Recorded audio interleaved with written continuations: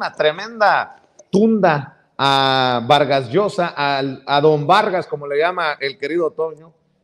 Vargas Llosa seguramente se está lamiendo los raspones que le dejó el presidente en la mañanera. Entre otras cosas, dice que Vargas Llosa buscó la nacionalidad española por resentimiento, por coraje, porque pues es muy buen escritor, pero muy mal político. Esto fue lo que dijo el presidente del Premio Nobel de Literatura, el peruano español, que a veces quiere meter también las narices en México, a veces, el señor Mario Vargas Llosa. Échamelo, mi querido David. Por eso estoy recomendando que, si se quiere entender lo del Perú, que se lea el libro Como pez en el agua de Mario Vargas Llosa, porque fue candidato él a la presidencia y enfrentó a Fujimori. Entonces, él representando en aquel entonces a la oligarquía peruana. Y Fujimori surge como un dirigente popular. Y el pueblo de Perú apoya a Fujimori. Y él casi se trauma, porque como un hombre de letras, un intelectual, pierde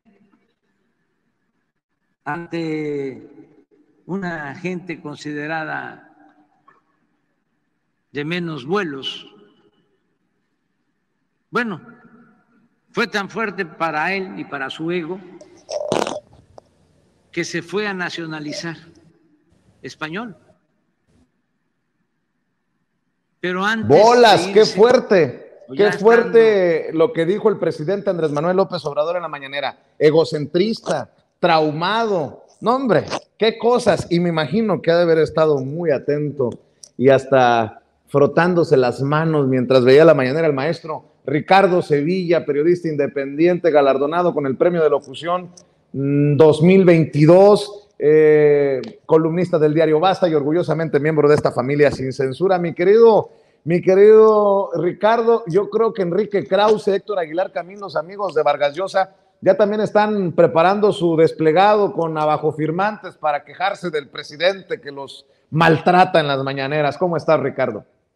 Por supuesto que sí, querido Vicente, estoy muy bien, muchas gracias. Te mando un fuerte abrazo. Y desde hace tiempo, Mario Vargas Llosa ha sido uno de los críticos más furibundos de López Obrador. El autor de La Fiesta del Chivo, que dijo el presidente López Obrador que es el mejor libro que tiene Vargas Llosa. Yo ahí sí disiento, creo que no lo es, creo que tiene otros, pero que han quedado muy atrás. Bueno, pues este personaje decidió dejar, fíjate nada más, de lado a una exitosa carrera literaria para correr detrás del dinero, de los lujos, de un pírrico nombramiento en la nobleza española. Mario Vargas Llosa, quien tenía asegurado un cómodo lugar al lado de Gabriel García Márquez, de Julio Cortázar, de Carlos Fuentes, como uno de los exponentes centrales del boom latinoamericano, un día tomó la mala decisión de abandonar la creación literaria, solo el diablo sabe por qué, para opinar sobre política latinoamericana. Pero Vargas Llosa no solo no tiene formación de politólogo ni de internacionalista, sino que no entiende exactamente qué es la política. Lo hemos visto desatinar una y otra vez en el diario El País, donde escribe habitualmente. Eso, sin embargo, no le impidió opinar sobre este tema y sobre aquel, hablando de las dictaduras latinoamericanas, pero sobre todo de Fujimori, su némesis. Pero sus opiniones eran justo eso, opiniones, pareceres, puntos de vista, inferencias, ocurrencias. Vargas Llosa fue autor de una frase ocurrente y puntillosa por la cual se le recuerda: la dictadura perfecta. Vargas Llosa en ese momento estaba metido a político y vino a México y le tomó la palabra a su amigo Octavio Paz y al resto de los organizadores de un encuentro entre intelectuales europeos y americanos. Y habló esgrimiendo, como hace Vargas Llosa, frases abracadabrantes sobre el PRI y su permanencia en el poder. Vargas Llosa, que en ese momento simpatizaba todavía con la izquierda, puso al PRI como un ejemplo más de las dictaduras latinoamericanas. Y fue ahí cuando Vargas Llosa dijo que el sistema del PRI era poco menos que una dictadura perfecta, con lo cual hizo respingar a Octavio Paz, el intelectual orgánico del PRI. Paradójicamente, y luego de simpatizar con el comunismo, porque simpatizó Vargas Llosa con el comunismo en su juventud, a partir de la década de 1980, este escritor se adscribió a lo que él llamó liberalismo, y así, disfrazado de liberal, cuando realmente no era otra cosa que un conservador que se proponía privilegiar a la élite de Perú, Vargas Llosa fue candidato a la presidencia de ese país en las elecciones de 1990 por la coalición política, fíjese usted bien, nada que ver con la izquierda, de centro derecha, Frente Democrático. Octavio Paz, que en ese momento ya había perdonado su crítica al PRI, su desliz, lo apoyó en la revista Vuelta con artículos. Incluso la escritora Fabienne Bradou, y eso me consta, hizo una crítica a Vargas Llosa, a un libro de Vargas Llosa, y Octavio Paz, que dicen ellos que no era ningún aspirante a dictador, prohibió que se publicara en su revista. Finalmente, Vargas Llosa perdió la elección en la segunda vuelta frente a Alberto Fujimori. Entonces se volvió loco, empezó a acusar una serie de maquinaciones en la izquierda para que él no llegara, se fue a refugiar a España, y en los años 90, porque eran los años 90, Vargas Llosa, que tenía muchísima influencia en diversos ámbitos políticos y económicos, utilizó su amistad con Felipe González, entonces presidente del gobierno español, para que abogara ante el rey Juan Carlos, quien el 2 de julio de 1993 concedió la nacionalidad española por carta de naturaleza, como lo está usted viendo en su pantalla, porque nos gustan los datos duros, al escritor que hoy ya ni siquiera se toma la molestia de visitar Perú, pero que se dice muy indignado ante la situación que ocurre en el país. Ahora, tras la muerte de Octavio Paz, Enrique Krause, usted lo sabe muy bien porque lo hemos exhibido, se apropió del negocio y se apropió del mandarinato intelectual que ejercía el autor del Laberinto de la Soledad, y como usted sabe, en 1999 fundó una revista, ¿qué digo una revista? Un pasquín político beligerante con la izquierda llamado Letras Libres. Él fue su fundador, es su director y es su dueño desde 1999.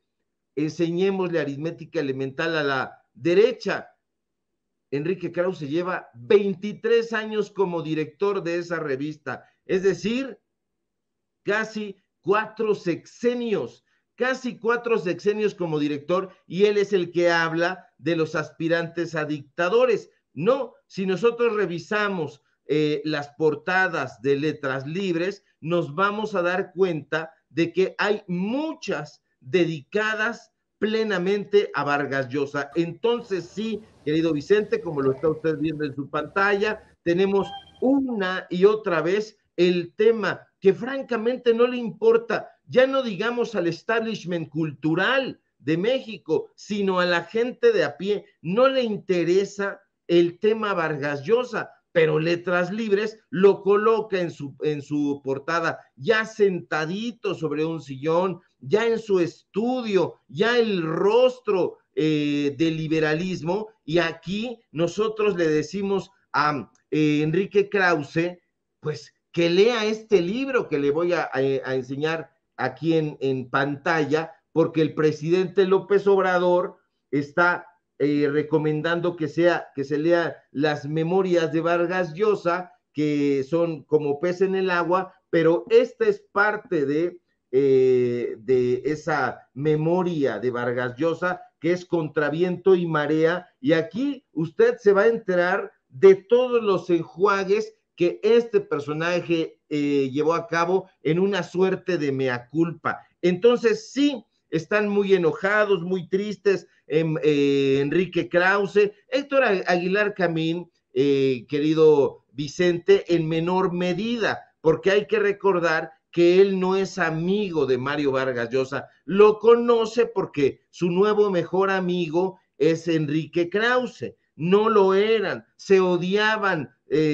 mutuamente porque peleaban en la época del PRI, en la época del PAN, para ver quién se llevaba más chayote. No eran amigos, llevaron a cabo ahí una sociedad para luchar ahora contra la Cuarta Transformación, y entonces uno es el intelectual del PRI, otro es el intelectual del PAN, y específicamente Krause es el panista, Aguilar Camín es el priista, y ahora van juntos de la mano en contra de la Cuarta Transformación, y por eso vemos en la revista Letras Libres que una y otra vez Mario Vargas Llosa se permite opinar sobre la situación en México y ha llamado sin eufemismos que se trata de una suerte de dictadura, un sistema retrógrada, la Cuarta Transformación. Yo no le voy a pedir a usted, público memorioso, que pierda el tiempo leyendo Letras Libres, porque ya no sirve ni para envolver papayas inmaduras, ni plátanos inmaduros. Yo sé que suena albur, se le antojará a varios como Marco Levario, como Pedro Ferriz y otros tantos engendros, pero no tiene nada que ver. Así es el lenguaje, a veces nos juega trastadas, pero lea usted, no se deje sorprender.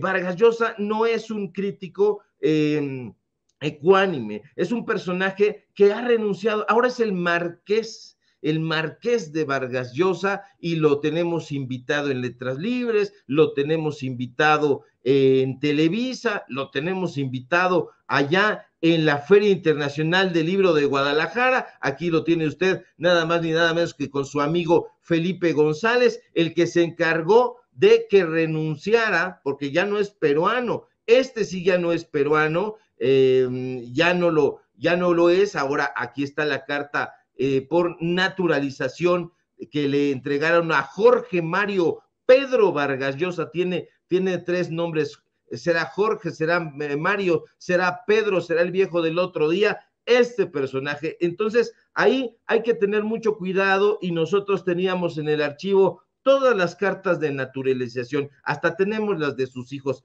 del idiota perfecto. No es lo que yo digo, así se firma él. Álvaro Vargas Llosa tiene su manual del perfecto idiota y él lo firmó, así que no es algo que yo esté diciendo, él se presenta de esa manera, así que mucho ojo. Hace muy bien el presidente López Obrador, desde mi punto de vista, Vicente, en exhibir a esta clase de lacras de la cultura, de lacras de la literatura, ahora metidos a opinadores políticos que no entienden la O por lo redondo. Le decían a González, mi querido Ricardo, váyase, señor González, sí le dijo el innombrable de José María Aznar en su momento a Felipe González. Ya nos dimos cuenta pues que todos son cortados con la misma tijera, que González decía que era muy de izquierda y ni cierto, este gran amigo de don Vargas Llosa. Permíteme intervenir aquí, le pido al equipo que nos grabe para hacerte este planteamiento. Mira, y te saludo con mucho gusto, querido Ricardo Sevilla. Muchos de nosotros no hemos tenido la valentía de leer lo último que ha sacado don Vargas Llosa, preocupados de algo que planteó hoy el presidente López Obrador, que cuando uno lee las novelas recientes del vato, no aguanta el sueño, que es mejor que un somnífero, que es mejor que tomar Tafil, pero sé que tú lo has analizado a fondo. Creo que vale la pena hablar de la calidad literaria que tendría en estos momentos precisamente alguien como don Vargas, alguien que, vamos, simple y sencillamente por lo que representa para muchos sería algo difícil de tragar. Es algo así como tener que ver Monsters Inc. en inglés para no escuchar la voz del pinche Broso, ¿no? El misógino de Víctor Trujillo. Bueno, pues lo mismo al leer a Vargas Llosa, ¿no? Creo que a muchos, híjole, muchos no querrían leerlo, pero los que se atreven, ¿qué tal? ¿Cómo ves tú sus últimas novelas, querido Ricardo? Tú que eres un gran, pues, erudito de la literatura, un ferviente literato, querido Ricardo.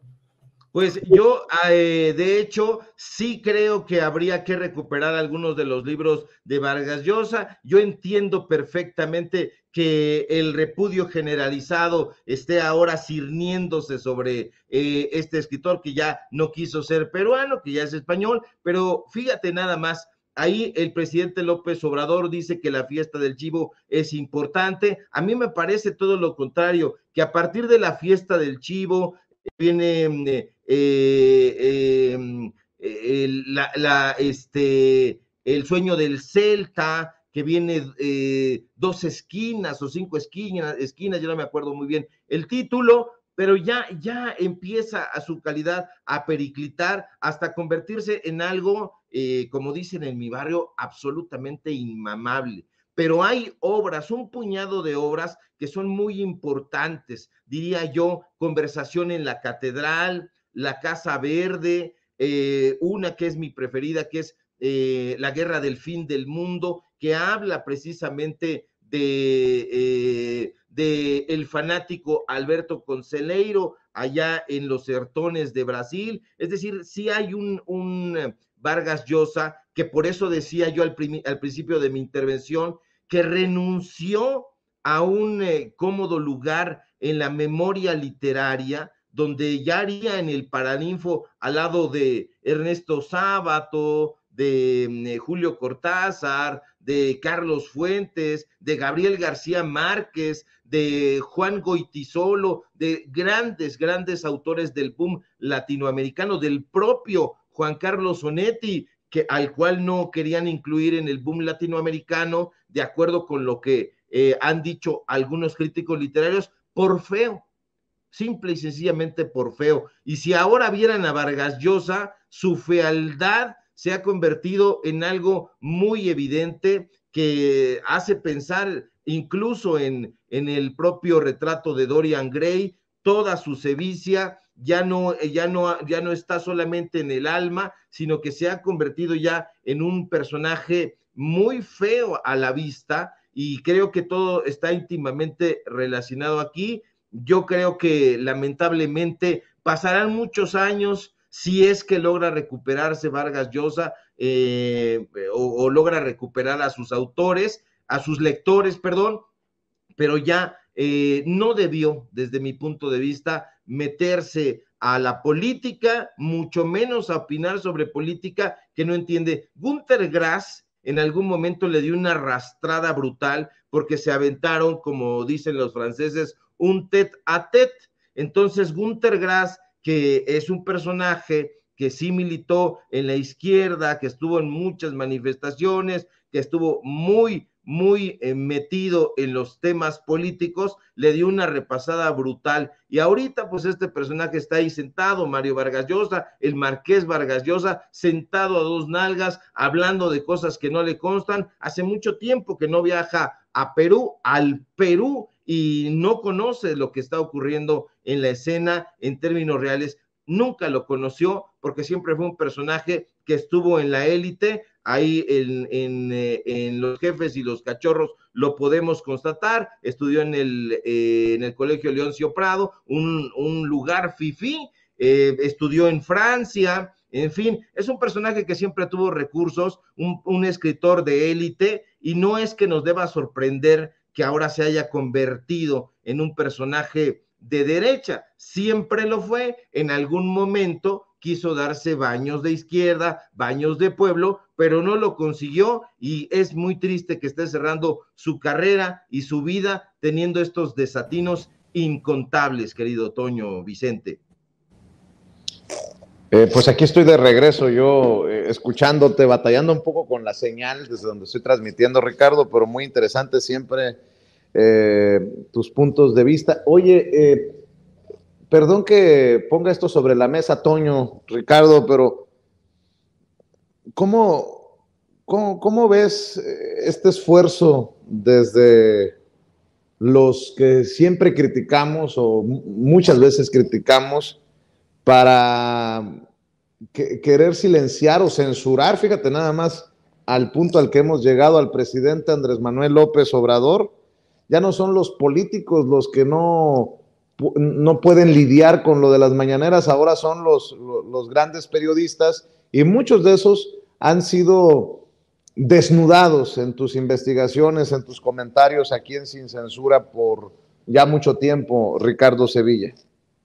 Sí, estos personajes ya no aguantan la crítica. Eso es lo que está sucediendo. Por ejemplo, a mí me llamó mucho la atención algo que dice entre líneas el presidente López Obrador. Dice que estaba platicando con el autor de Días de Guardar, con el cronista de Portales, Carlos Monsiváis, y dice, estaba yo platicando con Monsiváis y llegó un momento en que me dijo sobre cierto periodista que era sirviento.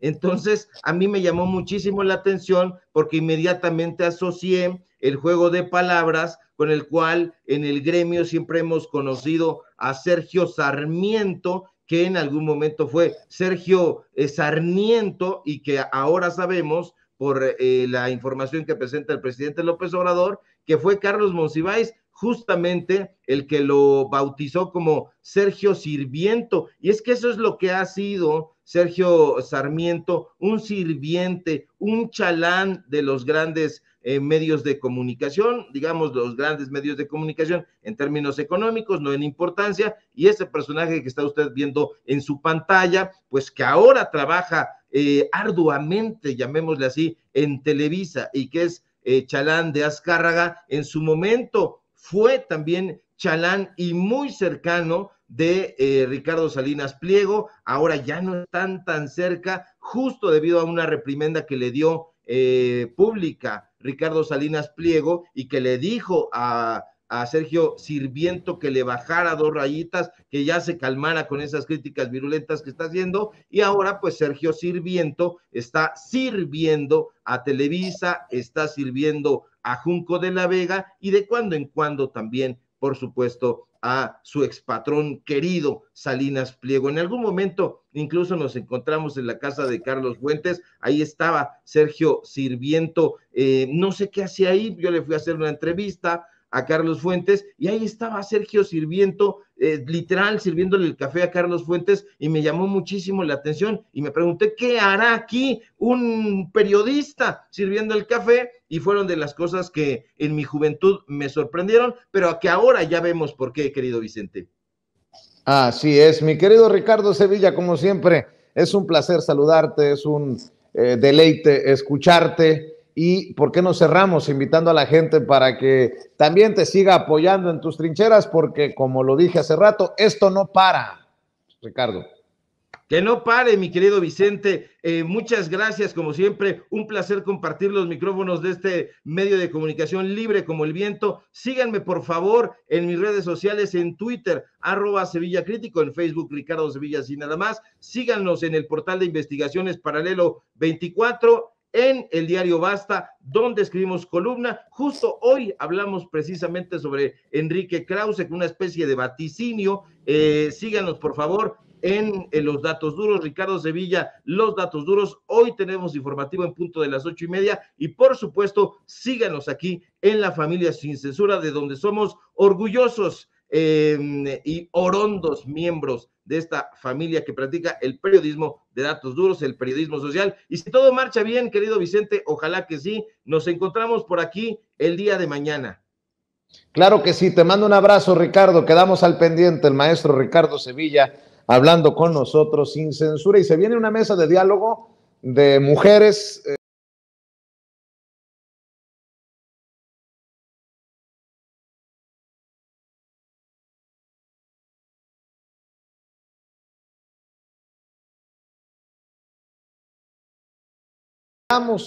Déjeme presentar en estos momentos a la querida Renata Turrent, asesora en políticas públicas, conductora de espacios informativos en la televisión pública de la Ciudad de México y obviamente miembro de esta familia Sin Censura. Querida Renata, te mandamos un abrazo. ¿Dónde andas?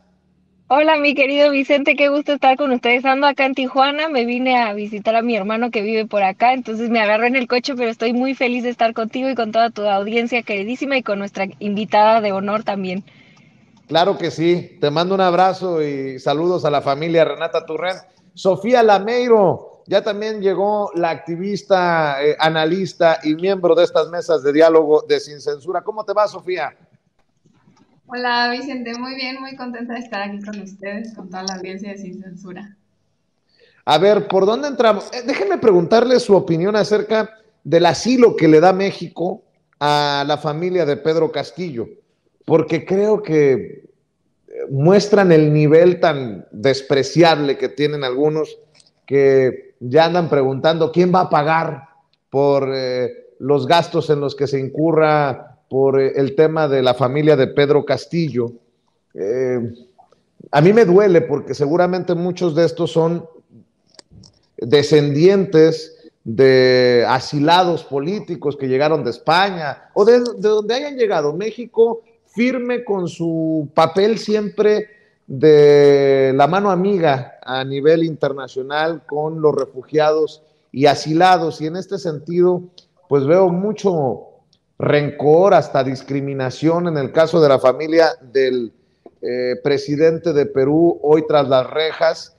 ¿Cómo ves este caso, Renata Turrent? Creo que es parte de ese mismo clasismo, discriminación, por quienes son, por cómo lucen y de dónde vienen. Bueno, así lo veo yo. ¿Cómo ves?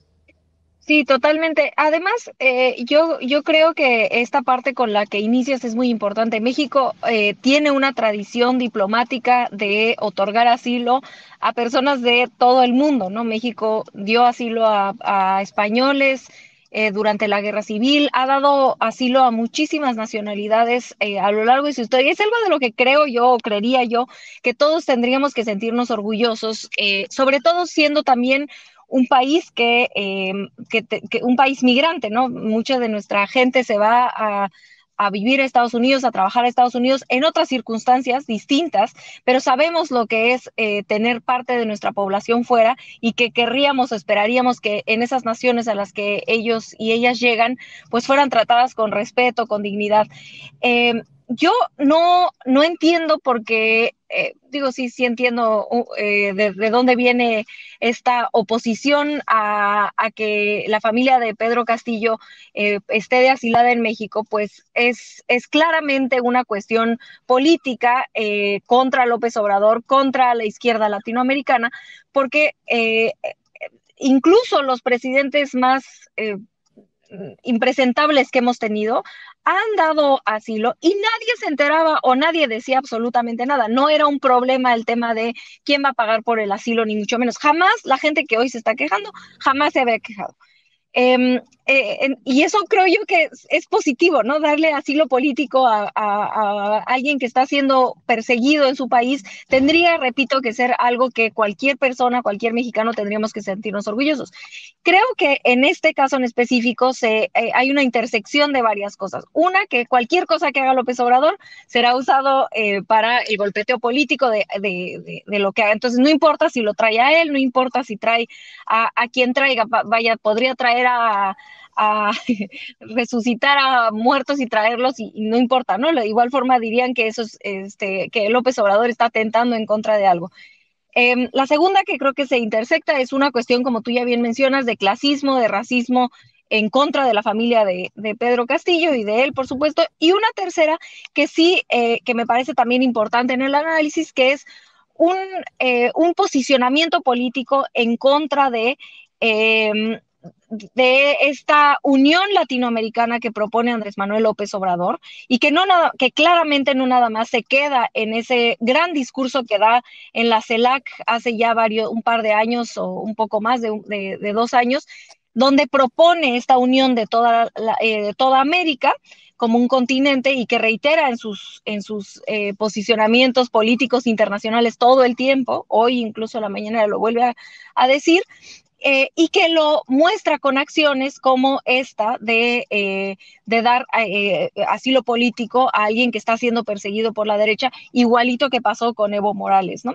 En este caso la familia de Pedro Castillo, pero que ha hecho esas acciones de unir a América Latina, pero por supuesto en específico a la izquierda. Y eso a la derecha mexicana e internacional no le gusta, no solamente a la mexicana, a la derecha internacional definitivamente esta alianza entre la izquierda latinoamericana no le viene bien, no le gusta, pero creo que Andrés Manuel López Obrador hace un gran argumento político en cuanto a la historia diplomática de nuestro país y en cuanto a las acciones que se pueden tomar desde la presidencia mexicana el día de hoy para acoger a aquellos personajes que están siendo perseguidos por la derecha latinoamericana.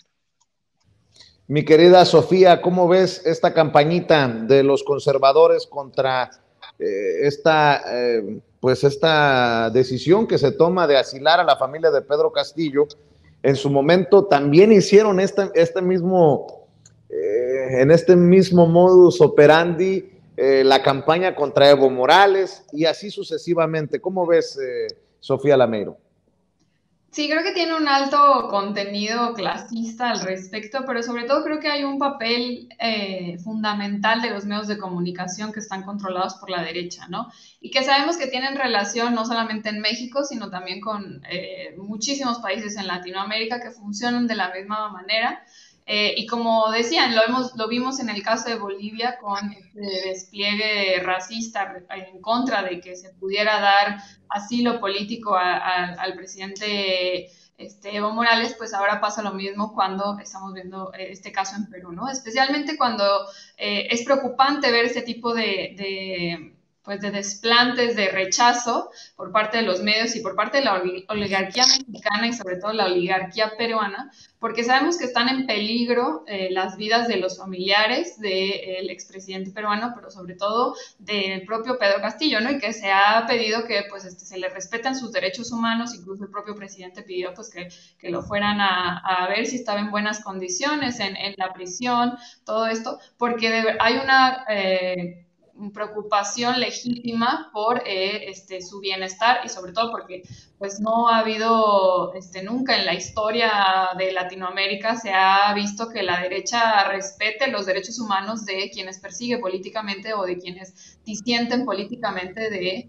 la derecha, ¿no? Entonces creo que pues es lamentable el papel. Yo creo que una de las cosas que más se resaltan en este caso es el papel de los medios de comunicación que se han mantenido en seguir perpetuando estigmas políticos, pero sobre todo estigmas clasistas y racistas, y que sobre todo se han evitado informar realmente la situación de Perú con todos los elementos que hay que tomar en cuenta para poder entender qué es lo que está pasando, ¿no?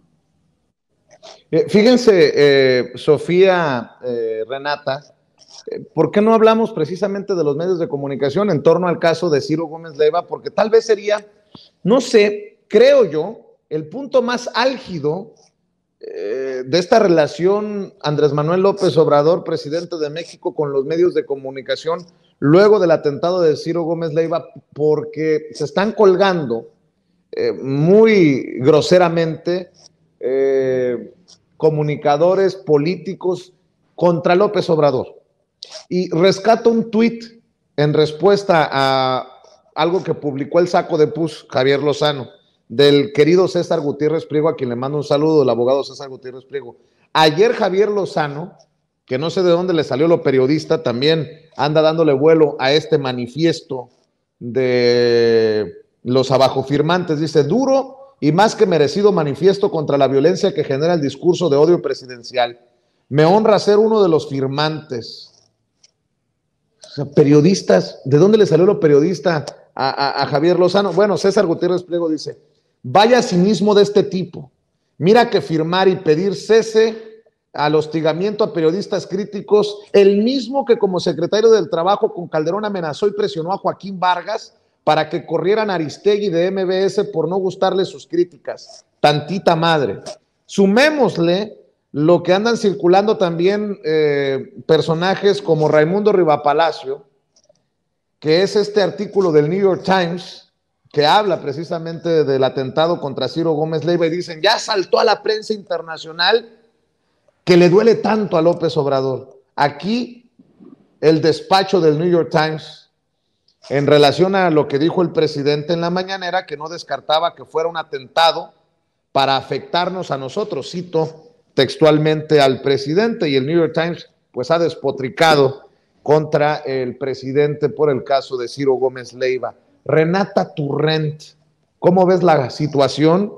Aquí desde estas trincheras independientes hemos buscado exhibir la hipocresía de muchos personajes. Eduardo Ruiz Gili, por ejemplo, firma este manifiesto diciendo que en este sexenio hay récord de asesinatos contra periodistas y una grave impunidad, cuando él mismo en su programa ha dicho que el récord lo tiene el sexenio de Felipe Calderón y que de ninguna manera se encuentra este gobierno cercano a lo que vivimos los periodistas con Felipe Calderón, pero aún así firman el manifiesto con una gran hipocresía. Si no es desde estos medios independientes a los que estos que firman nos llaman paleros, pues entonces, ¿cómo? Hay que también exhibir que muchos de estos periodistas han sido amigos de los que ya gobernaron y obviamente no los criticaron en su momento, callaron como momias y ahora como este gobierno no les favorece, no les continúa sus privilegios, despotrican. No exagero cuando hablo de periodistas amigos de los expresidentes. Yo no puedo decir nunca que, es más, me la he pasado pidiendo la entrevista con el presidente Andrés Manuel y aún así nos dicen paleros. Pues yo no puedo decir que soy amigo ni cercano a ser amigo del presidente Andrés Manuel López Obrador. Y el propio Ciro habla de un gran amigo, amiguísimo. En el caso de Manlio Fabio Beltrones, que es en donde termina resguardado después del atentado Ciro Gómez Leiva. Pero ahí está de la Micha, que se lleva de piquete de ombligo con Felipe Calderón. Ahí está Arturo Sarucán, que tiene que estar firmando Arturo Sarucán, el ex embajador de México en Washington, y así sucesivamente. Dame tu opinión de este momento del que estamos siendo testigos, querida Renata.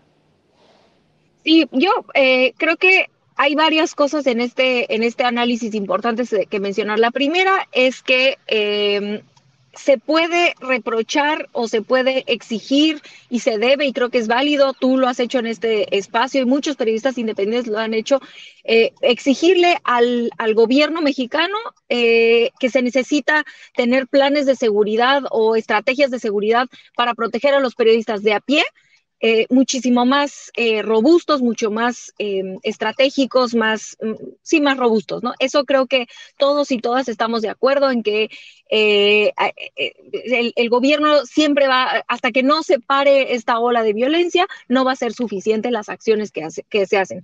También es cierto, y cualquier persona seria lo puede reconocer, que este problema de violencia generalizada, pero en específico en contra de los periodistas, no empezó ni ayer ni en el 2018, ¿no? Empezó desde hace muchísimo más tiempo, y que una ola de violencia en cualquier país no se puede detener de la noche a la mañana. Entonces, que lo mejor que puedes esperar de un gobierno que se enfrenta a una situación de violencia tan fuerte como la de México es que se frene por lo menos esa tendencia de violencia y poco a poco se empiece a bajar, ¿no? Desgraciadamente, no hay recetas mágicas para detener una situación tan grave como la que vivimos. Ahora, eso no significa, por supuesto que no significa, que los periodistas, los periodistas que están en los grandes medios hegemónicos, sufran la misma violencia que sufren los periodistas de a pie. Eso es obvio, ¿no? Ahí están los datos, ¿no? Quien sufre la mayor violencia son los periodistas de a pie, los periodistas de los estados. Ellos sí viven mucho más violencia. Tú mismo has denunciado terribles amenazas por hacer tu trabajo, ¿no? Y eso es algo inaceptable. Los grandes medios de comunicación generalmente, este caso es separado, el de Ciro Gómez Leiva, por supuesto, generalmente no están sujetos o no son sujetos de esta ola de violencia tan fuerte o tan generalizada como los periodistas de a pie, ¿no? Ahora, sucede lo de Ciro Gómez Leiva y se usa como si la violencia generalizada de los periodistas de a pie fuera igual o sea, como si esto que le pasó a Ciro Gómez Leiva fuera la realidad de todos los periodistas de los grandes medios de comunicación, y esto afortunadamente no es cierto. Esto no significa que esté bien, por supuesto, es una desgracia lo que le pasó. Nadie merece, yo estoy ahí en desacuerdo con algunos compañeros que he visto que dicen, bueno, pues es que también que espera o contra... yo creo que siempre se tiene que condenar cualquier acto de violencia, ¿no? Cualquier acto de violencia a cualquier persona, independientemente de dónde estemos parados. Pero lo que está pasando, y creo que aquí yo recomiendo dos compañeros que creo que han hecho análisis muy puntuales al respecto, es que se está usando este atentado en contra de Ciro Gómez Leiva para hacer un argumento que no se sostiene sobre por qué este atentado en contra de Ciro Gómez Leiva es igual a los atentados en contra de los compañeros periodistas de a pie, y por qué todas estas violencias son resultado de las mañaneras. Y eso no es un argumento que no se sostiene. Violeta Vázquez Rojas, y aquí hago mi recomendación, Violeta Vázquez Rojas hace una gran columna esta semana donde justamente argumenta que este pseudoargumento de los conservadores de decir que es gracias a la mañanera que la violencia de los periodistas sucede, no se sostiene, porque si eso fuera cierto, pues entonces no habría habido violencia ni con Felipe Calderón ni con Peña Nieto contra los periodistas, porque no había mañaneras, no se informaba nada. Entonces es falso, ¿no? No hay, ni siquiera es como que la tendencia vaya a la alza con el presidente López Obrador. De hecho, afortunadamente se ha detenido esa tendencia de violencia generalizada y en específico con los periodistas. Entonces, es falsa, ese argumento es falso, porque si así fuera, entonces tendríamos 2 sexenios previos también con, no habría violencia en contra de los periodistas, porque no había ninguna información. Entonces se cae el argumento desde la premisa, y yo les recomiendo mucho esa columna que hace Violeta Vázquez Rojas. Y hay otro hilo que hace Héctor Alejandro Quintanar hoy en Twitter, ahí lo pueden encontrar, yo lo acabo de retuitar hace un ratito, lo pueden encontrar en mi perfil o en el de Héctor Alejandro Quintanar, que escribe en La Jornada. Hace todo un recuento de muchos de los personajes que firman esta carta, que justamente lo que mencionas, querido Vicente, fueron los operadores políticos para silenciar periodistas como Carmen Aristegui. Por favor, Carlos Bravo Regidor está ahí firmando, que fue hay un tuit muy famoso de Carlos Bravo Regidor donde dice prácticamente que pues la corrieron porque no dio el ancho, o no me acuerdo, algo así, ¿no? Pero bueno, justificando que la censuraron por una cuestión profesional que claramente no era cierto, ¿no? Entonces, y ahora resulta que son los primeros en firmar. Entonces, es un hilo Héctor Alejandro tiene una memoria privilegiada, y entonces hace un hilo de muchos de estos personajes y sus incongruencias, su hipocresía, como por supuesto bien mencionas, el exsecretario del Trabajo Lozano, que fue el operador político para silenciar periodistas, por Dios, y que se atrevan a ir a firmar eso. Yo pensaría, si yo fuera quien está juntando esta carta de abajo firmantes, yo diría, bueno, por no ensuciar la carta, no tengo que tener a personajes tan cínicos como Lozano, por favor, pero ni eso, o sea, eso es la parte como que yo no me queda muy clara si no les importa o si es como, bueno, quien sea que firme, pero si yo fuera la que está tratando de juntar esas firmas, diría, bueno, no voy a poner a personajes que literal fueron los operadores de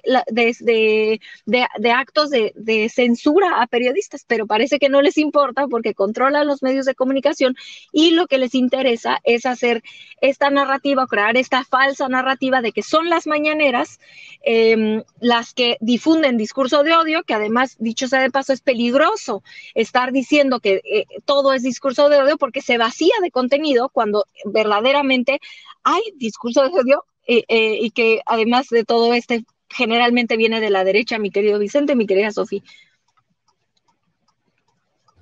Fíjate, mi querida Renata, qué importante que hablemos de estas cosas a detalle, porque hay cosas que podrían pasar desapercibidas para la gente que nos ve y que nos escucha. Por ejemplo, el artículo del New York Times del que habla Raimundo Rivapalacio, que ya cruzó a la prensa internacional el escándalo. A ver, lo firma Natalie Kittroff, o no sé cómo se pronuncia su nombre, Natalie Kitroev. Y yo pregunto, ¿es un artículo de opinión o es una noticia? Es un reporte, porque hay una gran diferencia entre un artículo de opinión y algo que se nos comparte como noticia. Esto no tiene nada de artículo de opinión, o bueno, si lo lee uno se da cuenta que algo extraño existe. Este artículo de Natalie Kitroev, que nos venden como noticia, es en realidad una serie de opiniones, incluso de quien lo firma. Fíjese nada más lo que escribe. Desde el inicio de su mandato, López Obrador ha utilizado sus conferencias de prensa diarias para atacar a periodistas por su nombre, poniendo listas de ellos en una pantalla grande y celebrando un segmento semanal llamado ¿Quién es quién en las mentiras?, que busca exponer supuestas falsedades publicadas sobre su gobierno en los medios de comunicación. Ah, cabrón. Todo este párrafo que le acabo de leer, insisto, es una serie de opiniones de la periodista que se supone debería de ser imparcial, pero ella considera que ataca a periodistas por su nombre, el presidente, en las mañaneras, y que en el quién es quién en las mentiras busca exponer supuestas falsedades. Por favor, mire, pueden criticar mucho a Ana Elizabeth García Vilchis, pero en el quién es quién se han exhibido mentiras descaradas de algunos de estos personajes que están firmando la carta esta a la que hacemos referencia. Carajo, ¿en qué momento? Pero bueno, esta es parte del análisis que estamos haciendo. Me llama mucho la atención, pero mi querida Sofía Lameiro, también escucho tus comentarios, tus opiniones. Adelante. Pues totalmente de acuerdo contigo, Vicente. Creo que, y con Renato también, creo que es parte fundamental de este proceso de transformación también entender lo que significa que haya una persecución del Estado y lo que significa que haya una crítica por parte del presidente a los periodistas, ¿no? Probablemente los periodistas que firmaron este desplegado no tienen idea de lo que significa realmente una persecución política por parte de un gobierno en turno, porque nunca la vivieron, y qué afortunados son. Sabemos que en este gobierno no están siendo perseguidos, no hay una política de hostigamiento como aseguran, no hay un intento por quitarles o arrebatarles su libertad de expresión, no hay nada de eso. Cosa contraria que pasaba con los gobiernos que ellos sí alababan, sí apoyaban, incluso llegaron a aplaudir ciertas acciones que sucedieron durante esos gobiernos, y que pues bueno, ahora se dicen escandalizados por la situación de seguridad del país, cuando bueno, sabemos que esto se ha cosechado con su aval, con su falta de crítica durante años, que se logró conservar y se logró mantener de una forma u otra por los medios de comunicación y el cerco mediático que ellos se encargaron de mantener, ¿no? Ahora, pues bueno, se dicen, bueno, llama mucho la atención las palabras y la forma en cómo estructuran el desplegado, como ya más o menos decía, bueno, nos explicaba Renata el tema de que ese argumento de decir que el presidente y lo que dice el presidente en las mañaneras genera el odio contra los periodistas, cosa que no se puede sostener, como lo decían y como citaban a Violeta, pues es totalmente cierto, ¿no? Como una crítica a la fuerza política que representan, a las tendencias políticas que tienen y sobre todo al corte editorial que manejan en sus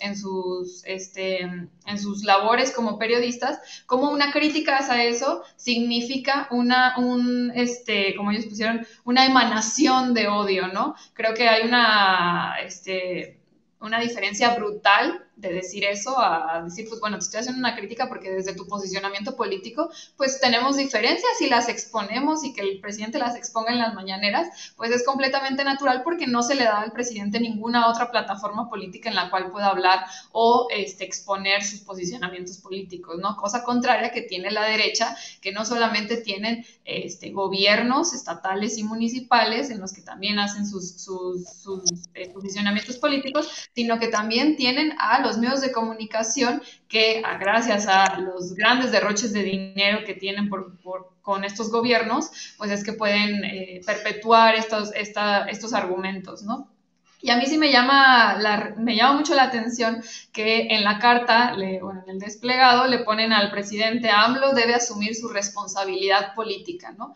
Y creo que pues Andrés Manuel nunca ha tenido miedo de asumir su responsabilidad política cuando hay una situación así. Lo ha hecho en el caso de Ciro y con el caso de muchos otros periodistas que han sido atacados por gobiernos locales, que han sido atacados por diferentes situaciones, activando el mecanismo de protección a periodistas, y sobre todo pues que se les ha dado la atención necesaria, ¿no? Y esto ha sido el mismo caso con Ciro Gómez Leiva, que el presidente ha puesto todos los elementos que sean necesarios para esclarecer el hecho, el atentado, y que obviamente también él es el primero preocupado en que se pueda resolver, ¿no? Me parece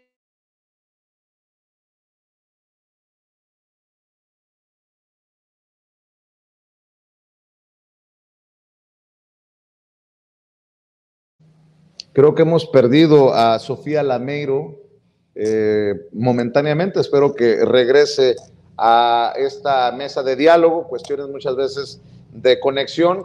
Y algo que me llama mucho la atención es algo que me alertó Toño, y tiene toda la razón.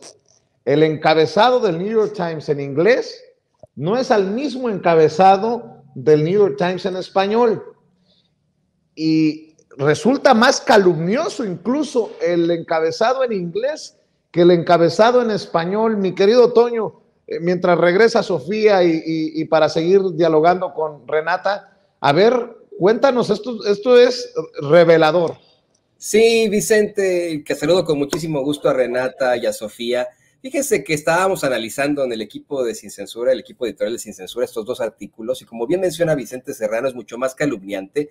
El artículo que lo va a mostrar don David en pantalla en unos momentos más, el artículo que plantea de la misma Natalie Kitroyev, como sea que se pronuncia su apellido en inglés, dice: Government tried to kill a famous TV anchor. Mexico's leader suggested it was a state, lo que se traduce a pistoleros intentaron matar a un famoso conductor de televisión. El líder de México sugiere que fue un montaje. Esto nada, absolutamente nada tiene que ver con el encabezado que le ponen en español. Ciro Gómez Leiva recibió disparos, el presidente de México dijo que no descartaba que fuera un atentado para afectarnos a nosotros, entre comillas, y etcétera. Y la verdad es que la personalidad de Natalie Kitroyev tiene que ser cuestionada de alguna otra forma, ¿no? ¿Cómo es que llega ella a ser la jefa del Buró de México para el New York Times, después de que, pues vamos, era un puesto que detentaran otros, incluso corresponsales de guerra, ¿no? Eso es muy interesante, porque Natalie Kitroyev es muy joven, eso no, por supuesto que no lo vamos a cuestionar, sino que ha tenido un paso en los medios hasta cierta forma reciente. Sí, en efecto, trabajó como reportera en Bloomberg, como reportera en Los Angeles Times, pero no hay que olvidar que ella estudió en una de las universidades del Ivy League acá en Estados Unidos, en Princeton, ¿no? Y que su mamá, pues es una persona con muchas influencias, Anita Isaacs, una gran diplomática acá en los Estados Unidos, ¿no? Me llama mucho la atención que este tipo de perfiles sean los que detenten las jefaturas en los burós de medios tan grandes como es el New York Times. ¿Qué sabe Natalie Kitroyev de la situación en México al haber tenido un paso muy, muy corto en los medios de comunicación en su país, acá en Estados Unidos, al haber sido simple y sencillamente un asistente de editorial en el New York Times al principio, al haber sido reportera en Bloomberg, al haber sido reportera en Los Angeles Times? ¿Por qué de pronto se convierte ella en la jefa del buró? Y es algo que siempre he cuestionado yo aquí en Sin Censura. estos artículos firmados por la jefa del buró del New York Times, Natalie Kitroev o Kitroyev, son siempre muy, muy cuestionables por lo que menciona Vicente Serrano. Están plagados de opiniones y carecen absolutamente pues vamos, lo que se llama rigor periodístico, que me imagino debieron haberle enseñado a Natalie en Princeton, que para poder ya escribir una columna, una opinión, Vicente, Sofía, Renata,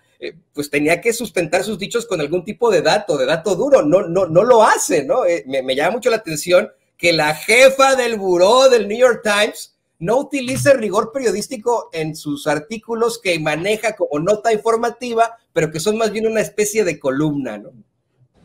Bueno, pues creo que ya está de regreso la querida Sofía Lameiro para que termine su exposición, sus comentarios. Mi querida Sofía, te perdimos por algunos momentos. Ay, sí, perdón, mi internet anda fallando, no sé por qué.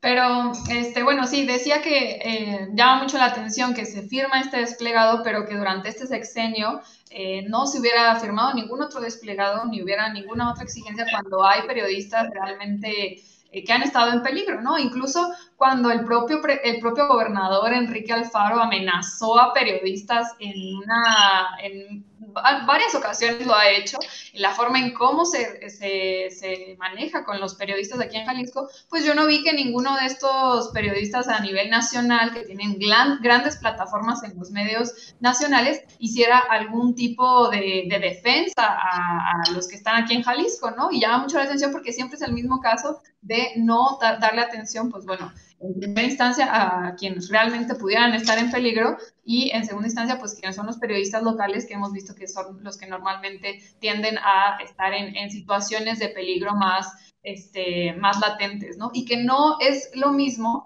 como ahora quiere decir y quiere construir esta idea a la derecha de que el presidente está persiguiendo a los periodistas, ¿no? Yo, por ejemplo, nunca he visto que Luis Cárdenas, que Beatriz Paredes, Alejandro Hope o Javier Lozano realmente estuvieran defendiendo la libertad de expresión en el país en sexenios anteriores o que estuvieran protegiendo al resto del gremio periodista en los sexenios anteriores, ¿no? Y esto pues llama mucho la atención porque, bueno, qué maravilla que ahora estén defendiendo la libertad de expresión, me parece fantabuloso que lo sigan haciendo, pero pues que lo hagan con todos los periodistas de todas las plataformas, tanto independientes como de medios locales o nacionales, y que no tenga un corte político para quererlo posicionar de esa manera, ¿no? Pero pues sabemos que no va a ser el caso y que pues cuando haya realmente periodistas que están siendo perseguidos por los gobiernos locales, sí no vamos a ver, bueno, que sean los gobiernos locales afines a ellos, pues ahí vamos a ver que no hay una defensa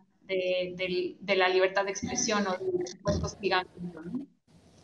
Propongo otro tema durísimo para cerrar la mesa de diálogo, Renata, Sofía. Este sí está muy camarón, si me permiten la expresión. Le voy a pedir a Toño y a don David que me rescaten. Creo que fue la mañanera de hace 2 días en la que el presidente Andrés Manuel López Obrador hace referencia al caso de Israel Vallarta y a otro compañero comunicador del Estado de México. Para mí me da mucho gusto sentir que contribuimos con un granito de arena. Nosotros presentamos el caso aquí hace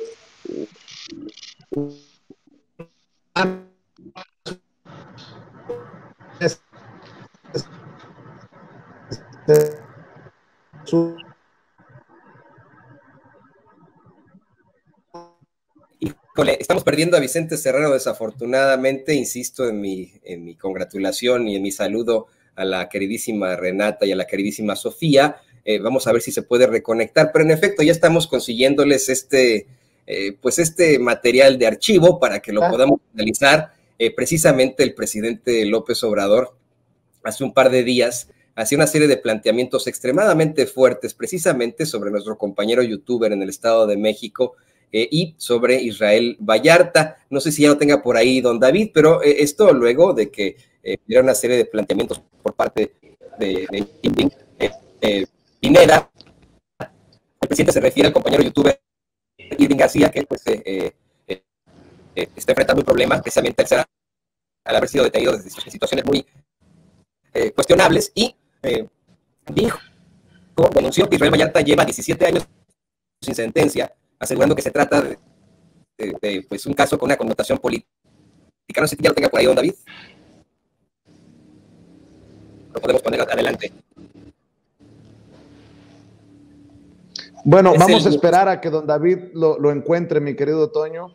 Y también les ofrezco una disculpa porque extrañamente empieza a fallar la conexión con Sofía, después conmigo. Pero déjame darle unos minutos a don David para que nos ayude a encontrar este segmento en el que el presidente Andrés Manuel López Obrador hace referencia al caso de Israel Vallarta. ¿Y por qué quiero que cerremos con esto? Porque quiero preguntar, ¿qué está pasando en la Fiscalía General de la República? Me van a caer encima nuevamente diciendo que yo quiero que tumbemos a Alejandro Gertz Manero. Es un tema que me ha costado incluso el famoso ahórrate el golpe del propio presidente en la mañanera, pero el presidente fue muy contundente, fue muy claro hace un par de días con este tema de la Fiscalía General de la República, y creo que el tiempo podría estarnos dando la razón a los que hemos criticado a Alejandro Gertz Manero y a la Fiscalía, o a la gente que trabaja en la Fiscalía que podría tener intereses todavía ligados al pasado. Entendió el que entendió. Esto fue lo que dijo el presidente en la mañanera sobre el caso de Israel Vallarta, y déjenme plantearles por qué para mí es muy importante esto, porque pareciera que la Fiscalía llegó a un punto, a un nivel de lo más bajo, a mentir, a pesar de que el presidente, en fin, vamos a ver, escuchar al presidente primero. Y el otro es el de Vallarta, que nos llama mucho la atención porque son 16 años, 17, sin sentencia. Pero este caso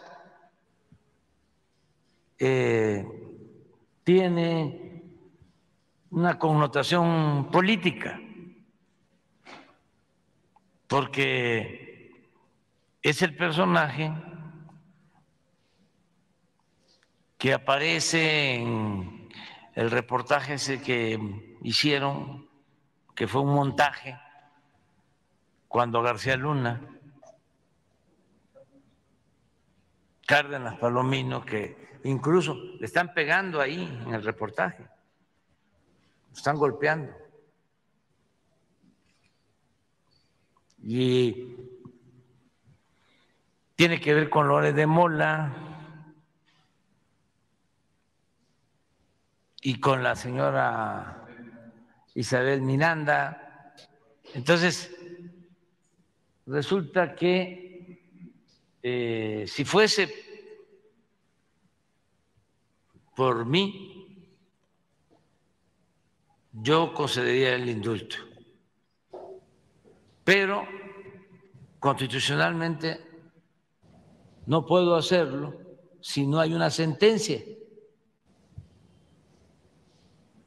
Entonces, parece que se esmeran en que no haya sentencia, y la Fiscalía, seguramente esto no lo sabe el fiscal,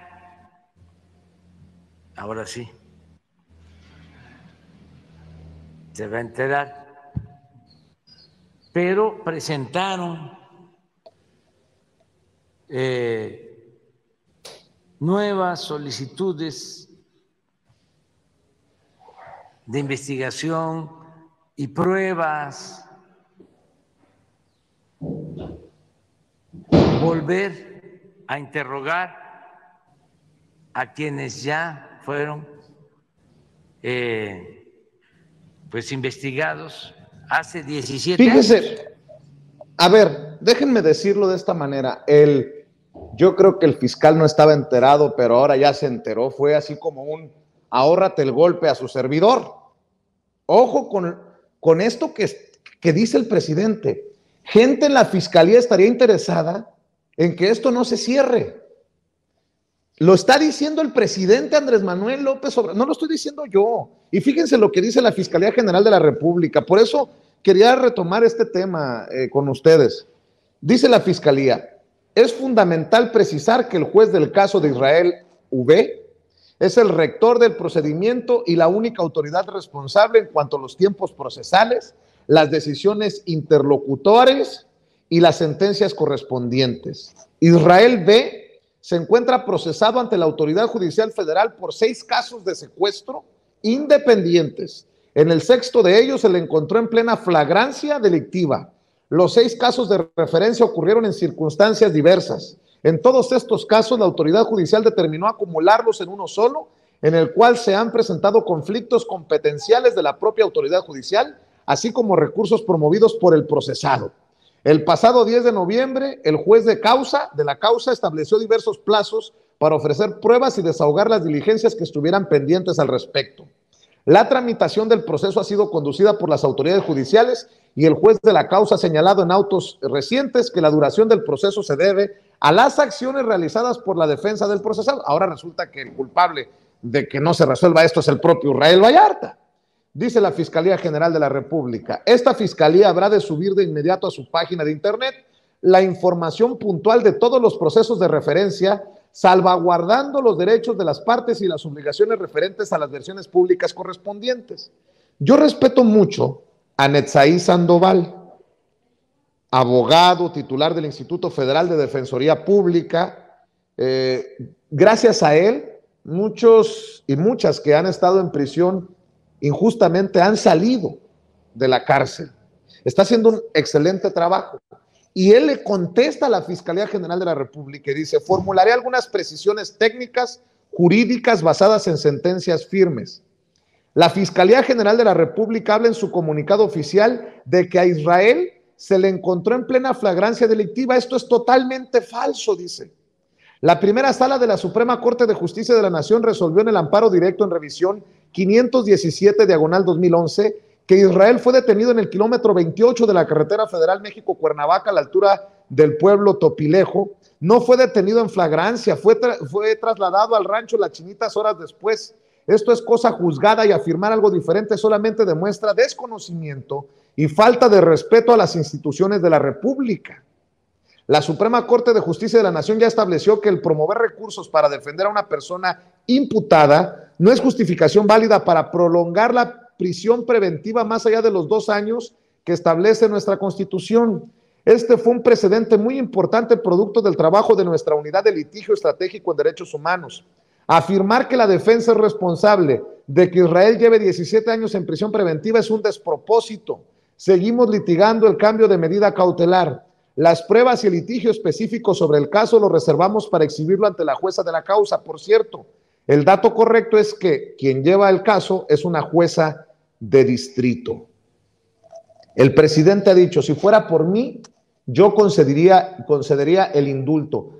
La última ocasión que a mí me concedió la palabra el presidente en una mañanera, que ya tiene, no sé, por lo menos 2 meses, me dijo que era cuestión de falta de voluntad, porque si hubiera voluntad, esto se resolvería en 24 horas. Yo le planteaba al presidente en esa ocasión, es momento de solicitarle respetuosamente a la Fiscalía de que se desista de continuar pues con esta maraña legal, y me dijo, sí, que lo revise Rosa Isela Rodríguez, la secretaria de Seguridad Ciudadana.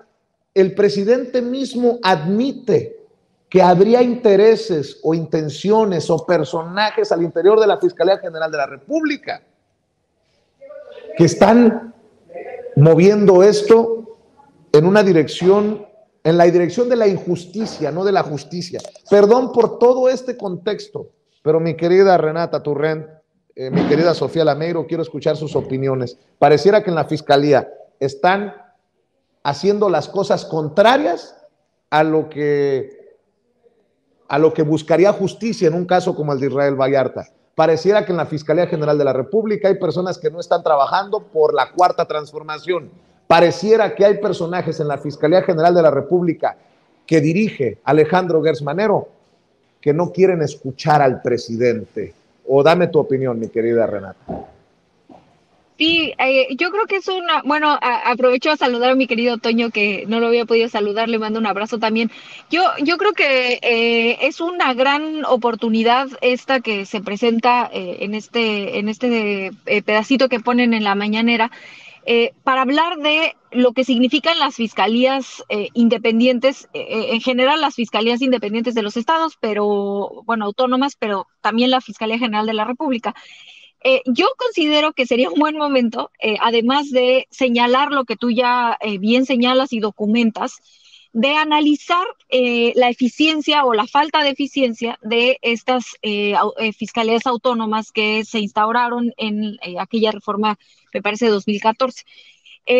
Hay un artículo buenísimo del abogado Federico Anaya, donde justamente cuestiona si vale, y al ratito se los trato de poner en el chat, si funcionan o no estas fiscalías, y hace un comparativo con otros países de cómo en otros países pues la fiscalía no es autónoma del Poder Ejecutivo porque es su mano para hacer la política criminal, ¿no? Entonces es necesario tenerlo como parte del Ejecutivo para poder hacer una política criminal coordinada, ¿no? Que claramente vemos que no sucede en muchos estados donde hay fiscales que no que tienen animadversión con el Ejecutivo. Digo, el caso más claro, por ejemplo, es el de Morelos, donde el fiscal y el gobernador pues traen un pique personal ahí, y entonces pareciera ser que los problemas personales entre ellos dos son mucho más importantes que cualquier otra cosa del estado, pero creo que también de cierta forma podemos ver esa ineficiencia en la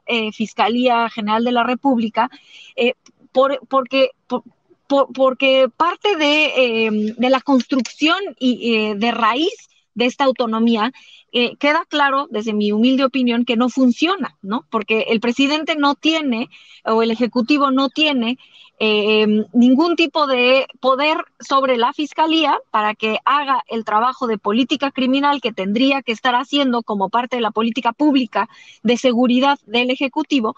Y entonces, al final de cuentas, yo es lo que digo siempre con los feminicidios, con los homicidios, nadie paga el costo político, ¿no? Porque el fiscal ni siquiera se siente con la necesidad de salir a explicar qué es lo que está pasando, o salen y mienten como aquí documentas, y entonces le echa un poco la bolita al Ejecutivo, pero el Ejecutivo tampoco tiene mucho que hacer, ¿no? Porque es autónoma la Fiscalía.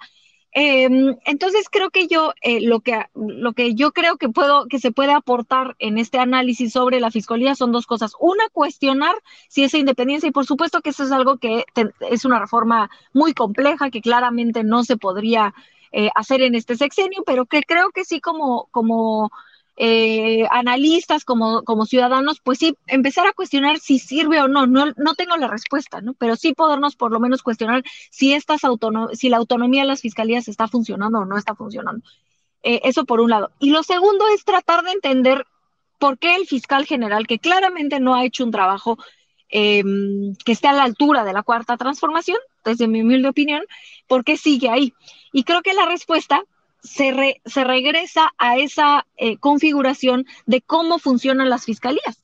Y es que para que hubiera un cambio de fiscal es un proceso complicadísimo, donde se manda una terna por parte del Senado al Ejecutivo, el Ejecutivo regresa una subterna, digamos, de esa terna que manda el Senado, regresa una terna más pequeña que después se vota. Entonces, teniendo una situación tan compleja en el Senado con Ricardo Monreal, en específico, pues también el presidente está en una posición muy compleja de decir, porque de que hay elementos para echar al fiscal general, pues yo no soy constitucionalista, ni siquiera soy abogada, pero supongo que los hay, ¿no? Muchos abogados han expuesto esto. Y no se ha hecho porque muy probablemente, o esa es mi humilde lectura, porque digamos que más vale diablo por conocido. Da miedo este proceso donde el Senado pueda mandar una terna que resulte todavía peor y que entorpezca más otros procesos, y en ese sentido creo que es por eso que el presidente ha sido, al principio lo defendía más al fiscal y ahora ya no, ahora ya es clara pues por lo menos cierta distancia, pero que creo que se mantiene este fiscal que ha sido claramente ineficiente por esta cuestión de cómo funcionan las fiscalías y cómo funciona la selección del fiscal, que creo que podría, a 2 años de que termine el gobierno, podría ser un poco más complicado el empezar un nuevo. Esa es la única explicación que a mí se me ocurre, mi querido Vicente, Toño, mi querida Sofía.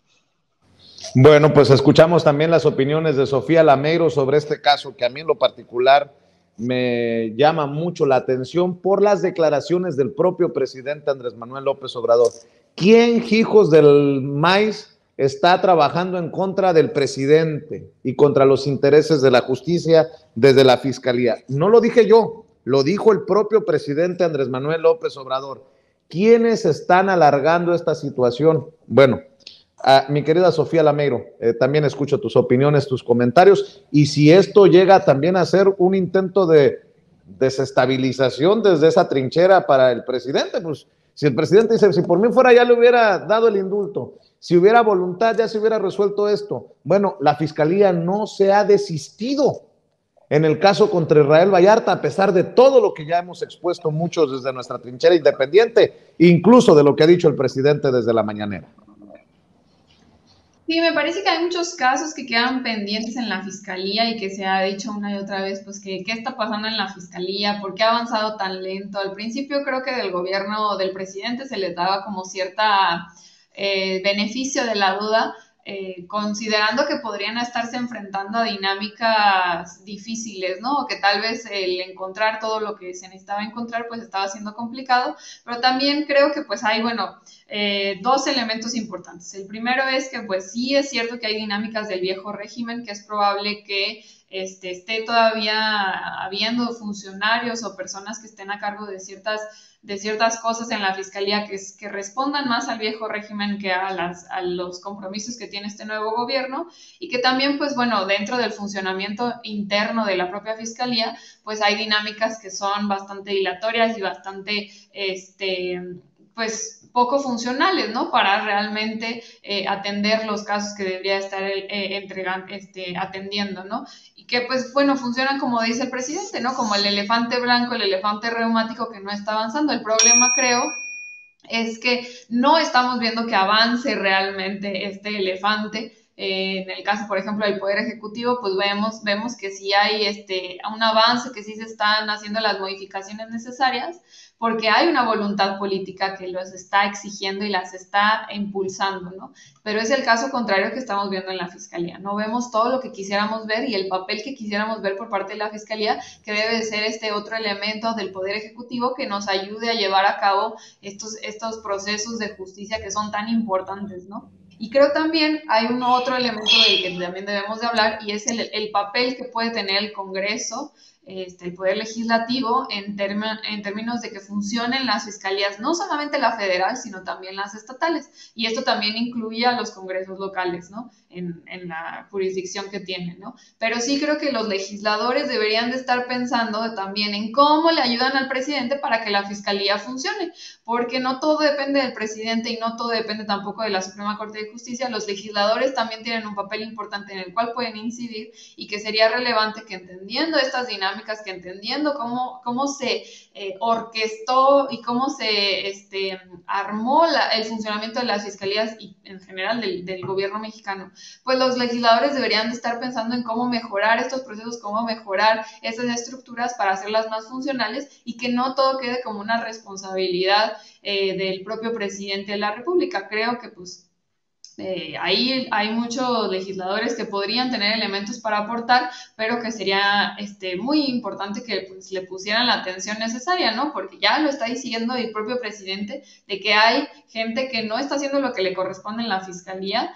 Lo ha dicho también del Poder Ejecutivo, pero no tiene tanta incidencia en el Poder Ejecutivo. Pero está el Poder Legislativo, que también puede ayudar al final. Todos los poderes se regulan de una u otra forma, pero especialmente el Poder Legislativo es el que tiene incidencia en este tipo de situaciones y que puede ayudar a que los procesos sean mejores, porque se cambian del funcionamiento que deberían de tener, ¿no? Entonces creo que sí es importante que pues ahí veamos un mejor papel de los legisladores, obviamente también de la Fiscalía, pues al final es su responsabilidad más directa, pero creo que también, pues si ya el presidente lo está denunciando, pues algo no está funcionando ahí, ¿no? Claro que sí. ¿Por qué no cerramos, Sofía, en esta ocasión invitando a la gente para que te siga, te busque, te apoye en redes sociales? Pues muchas gracias, Vicente, muy contenta de estar de nuevo aquí contigo, con Renata y con Toño también. Les mando un abrazo bien, bien grande. Me pueden seguir en Twitter como Sofía No Sabía, en Facebook, Instagram y YouTube como Sofía La Mediodías. Y un abrazo bien fuerte también a toda la audiencia de Sin Censura. Claro que sí. Mi querida Renata Turrent, también cerramos invitando a la gente a tus trincheras. Sí, muchas gracias, querido Vicente. A mí me encuentran en @rturrent en Instagram y en Twitter. Y los miércoles en el Aquelarre a las 10 de la noche por Capital 21. Y en este espacio todos los jueves o viernes, pero casi siempre los jueves, y ahí anda, perdónenme, saludando también la nena. Aquí me encuentra también todos los jueves o viernes en este espacio querido. Te mando un abrazo muy fuerte a ti, a toda tu familia, querido Vicente, a Sofi, a Toño también y por supuesto a todo el auditorio que nos escucha. Que tengan muy bonita Navidad. Que la pasen rico y salúdanos a Renatitititititita, por favor, mi querida Renata. Ahí anda gritando, seguro ya la escucharon, pero... Un abrazo, pásenla sabroso en estas fiestas y nos vemos muy pronto, Sofía, Renata, gracias. Igualmente, bueno. Adiós, querido Vicente. Sale, cuídate. Amigos, amigas, regresamos en breve, pero mientras seguimos hablando sin pelos en la lengua, sin censura, usted puede suscribirse a nuestros 3 principales canales en YouTube. Sin Censura Media, en donde tenemos más de 1.600.000 suscriptores, Sin Censura TV, en donde tenemos más de 1 millón de suscriptores, y en Sin Censura Presenta, en donde queremos llegar muy pronto a los 100,000 suscriptores. Si usted ya está inscrito en Sin Censura Media, suscríbase en Sin Censura TV. Si ya está suscrito en Sin Censura TV y Sin Censura Media, suscríbase a Sin Censura Presenta. Recuerde que es gratis, no tiene que sacar un solo centavo de su bolsillo para apoyarnos. Dele clic en la campanita para que los señores y señoras de YouTube envíen las notificaciones cuando estemos transmitiendo en vivo y en directo o estemos subiendo videos. También nos puede seguir en Twitter en @_Vicente Serrano y hasta en Instagram. Ojo, también estamos en Instagram. Son nuestras redes sociales y con el apoyo de ustedes seguimos creciendo, porque con ustedes todo, sin ustedes nada.